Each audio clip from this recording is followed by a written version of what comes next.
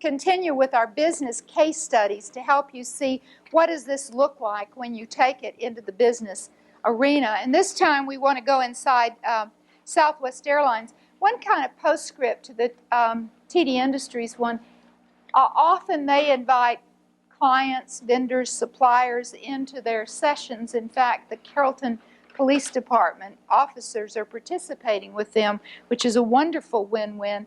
But recently their legal team was participating, and in the late afternoon their legal team said, you know, when we think about the billings for your company versus your competitors of equal size, there's no comparison.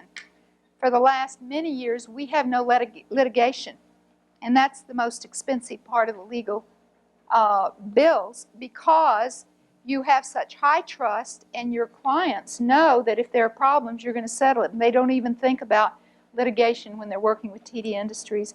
And again, there are all kinds of invisible ways that building trust and honoring trust makes huge sense. We're now going to shift to Southwest Airlines. They are the only airlines I know of that's been profitable every year since their beginning, especially during Desert Storm. And right now they're working hard on profitability because, again, the fuel bills are up high.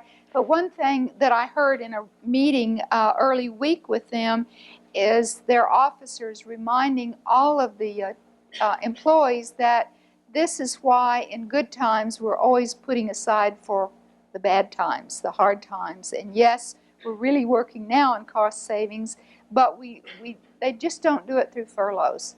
They do it through people's creative sacrifice, dedication, finding better ways to do it. But many people are blinded by Herb. He's funny and fun and outgoing and shows up in Elvis suits, and he does light up the room when he comes in. But Herb is smart enough to surround himself with opposites. Colleen Barrett is the highest ranking woman in the airlines business. She started as his personal legal secretary many years ago in San Antonio, and Herb does constantly give people opportunities to grow. She is his opposite. He is very right-brained, doesn't know what time it is, goes with the flow. He's a very shrewd legal mind. You don't want to face him in court because he's very good about winning, but he does it in very different ways. There's a story about Colleen managing his schedule, and she was having trouble. She'd give him his schedule and he'd wander out the back door of his office and she couldn't find him, so she got the carpenters in and boarded up the back door. And Herb tells the story. So you can see that it is strength through difference, where they're having fun with the difference, but they're seriously utilizing it. Colleen, years ago, when they were facing very serious financial problems, everyone else was worried about the bottom line, and Colleen is said to have said, I'm worried about the people and the sense of family and the sense of love. If we lose that in this skirmish, in these tough times, we've lost everything. And it was at that point that she began the Culture Committee, and I was lucky enough to be around at that time and asked to visit. It is totally volunteer. It is a huge commitment, and people clamor to get on it because it's a very big opportunity to grow yourself as a servant leader. And so we're going to give you a window inside Southwest Airlines by showing you some things that came from the Culture Committee.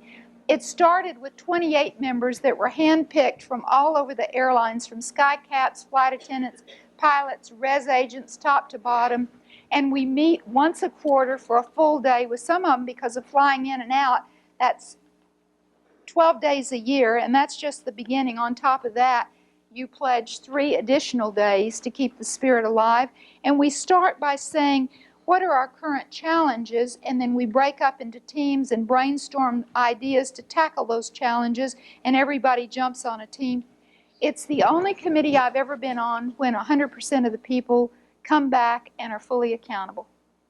It's just really pretty amazing what that team does. It's the only committee I've ever been on where people refuse to roll off the committee. Every 2 to 3 years, the committee does change, but there's an alumni group. It's now the committee is up to 108 members, but you've got all that alumni to call on when you create some kind of event.